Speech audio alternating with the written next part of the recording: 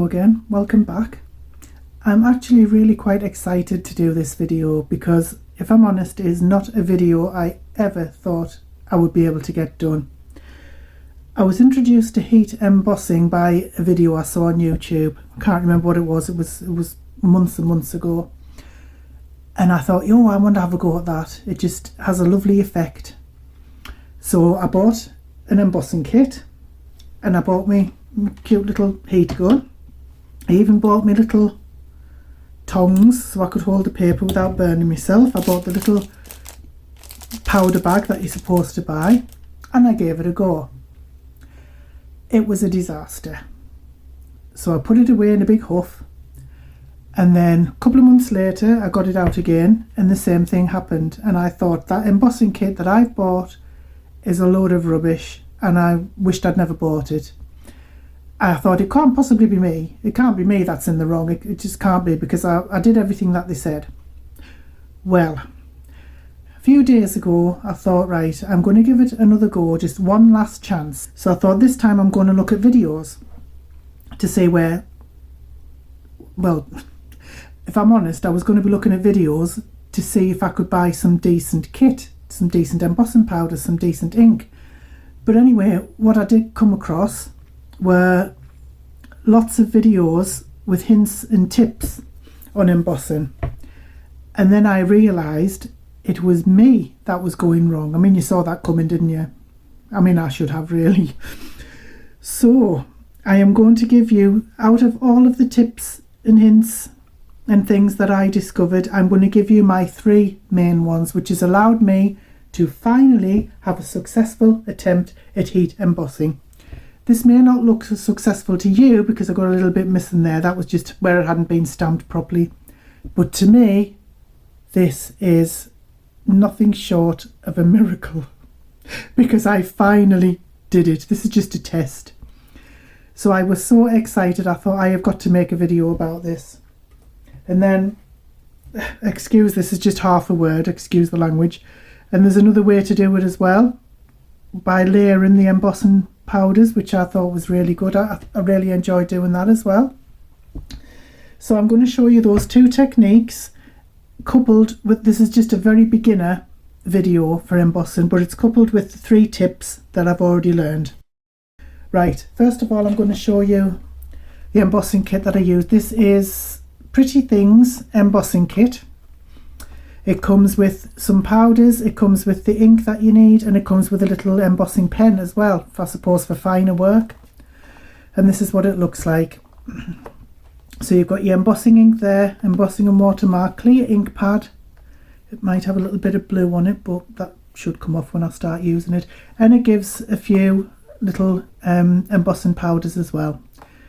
So I am going to show you my first tip, which is, this is the card I'm going to use.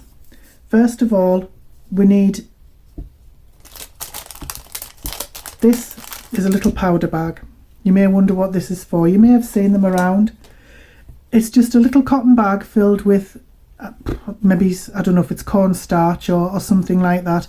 I've heard people using tights filled with talc, but I don't know if that'll work, but I don't suppose it will cost anything to find out. So when you have your card, your embossing, whatever your surface you're going to be embossing on, has to be completely clear of grease, of finger marks. You might have hand cream on your fingers or something, anything like that. This should get rid of it. It's like an anti-static type of thing. I've heard that you can use used dryer sheets as well, but I haven't a dryer, so I've never tried that. So what you do is literally, first of all, tap it on, get your little bits of powder on there. Give it a good wipe all over where you're going to be doing your embossing. There's little bits of glitter on here off the last attempt I made, so just ignore those. Right, so that should give us a decent embossing surface. And if you like, put it on your hands as well if you're going to be handling the card. Make sure you put it on your fingers so you don't get greasy finger marks on it. Right, that was my first big tip. The second was to test the card. So I'll take out, what am I going to use? Say I'm going to use the red. I'll tell you what we do need to do. Yes, I've already got it.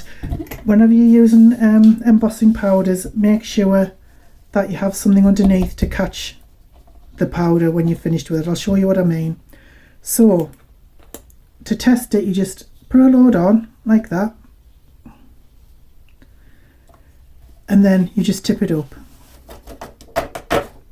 and give it a flick or a few flicks, and it should be completely clear like that. That's how you test your card, because what I obviously wasn't doing enough with this, and I didn't test my card, so I was just going straight onto the embossing, and it just left a right mess like you wouldn't believe. So when you're finished, just bring your container over and pour your powder back into the little container there.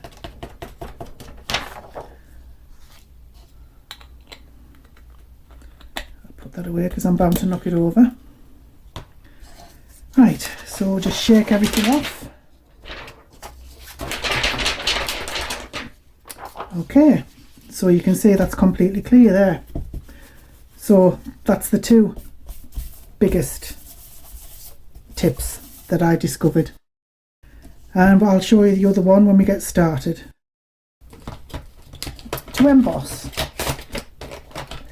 using a stamp, just pick a stamp, any stamp, doesn't matter, put it on your little stamping block, and then you need to really go to town with your ink, because everything on this stamp needs to be thoroughly inked. And then you take it and just put it on, make sure it's pressed down every little bit. You're probably not going to be able to see that. Okay, I decided to change things up a bit so you could see what I'm doing.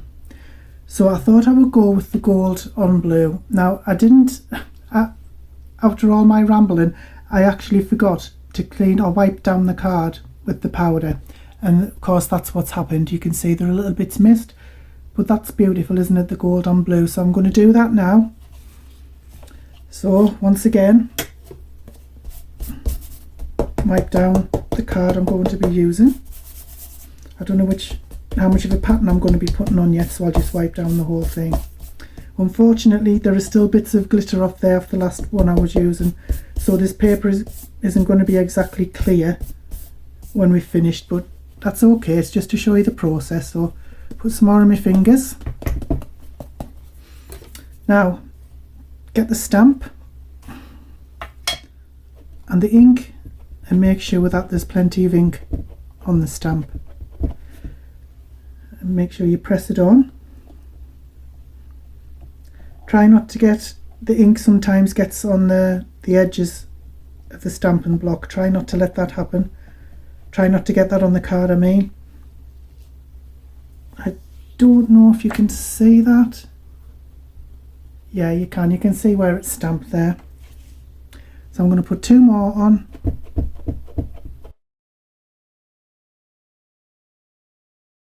Okay. Make sure your card's on a piece of printer paper or whatever you have, just to catch the powder. Pour it on over your flowers or whatever you're using.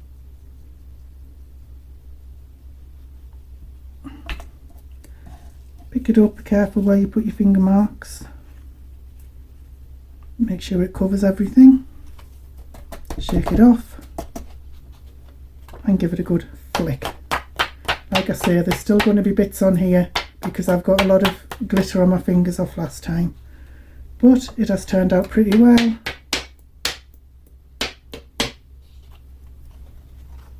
Yeah, that's turned out better than I thought it would actually. This embossing powder lasts so long when you keep reusing it like that. It's great stuff. I'll put a link to the ones I'm using in the description. Right, now the next thing, big tip, is to allow the embossing gun, the heat gun, to heat up it needs to be very hot. Some of them come, this is a cheap one, some of them come with 2 settings there. So if you have it on the highest setting and you find it warps your card or whatever you're using, just turn it down to number 1. But I'm going to let this heat up, and then I'm going to come back and show you exactly what the miracle is.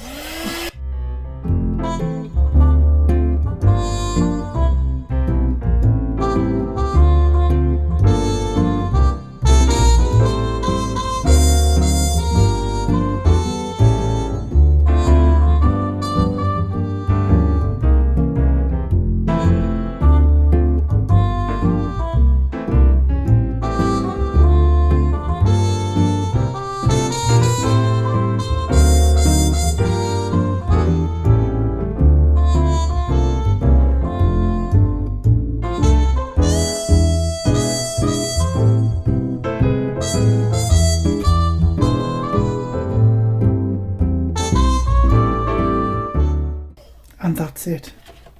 Isn't that stunning? The gold on blue I think looks absolutely beautiful.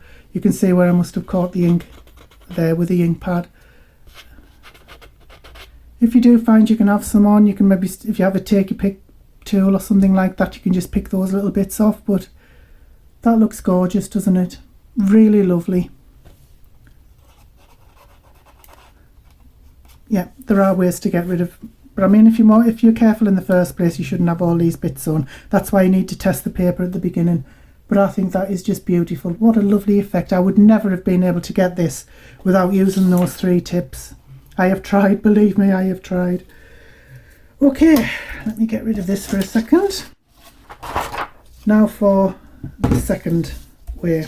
So all I'm going to be doing here is inking, powdering, drying, inking, powdering, drying. I'm just going to do it twice. You can do it 3 or 4 times, it's entirely up to you. But you don't need to use the powder bag when you're putting the ink all over whatever you're using. Sorry it's a little bit off camera, but I was using the glass crafting mat.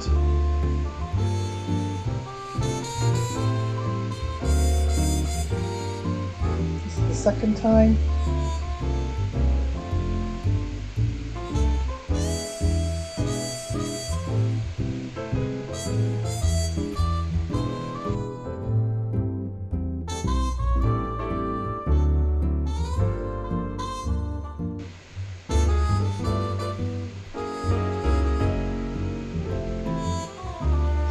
Isn't that lovely? I just love the way it glitters in the light, it's beautiful.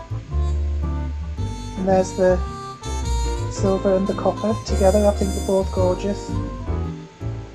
But that's heat embossing, and I just think it was an eye-opener for me, just those 3 simple tips. But if you're looking for techniques, different techniques you can use, then I do suggest that you search YouTube, because there are so many out there. Absolutely amazing things you can do with heat embossing. So do have a look and do give it a go. Don't be a wuss like me and give up after the first hurdle. Give it a try. It is really, really brilliant once you get it right. You get a sense of achievement and you get a really cute little heat embossing project as well. So once again, I'd like to thank you for staying with me through to the end of the video. It really helps my channel. If you're so inclined, I would love you to subscribe, comment, share my videos. It's all very welcome and very appreciated. But in the meantime, until you see me again, bye bye for now.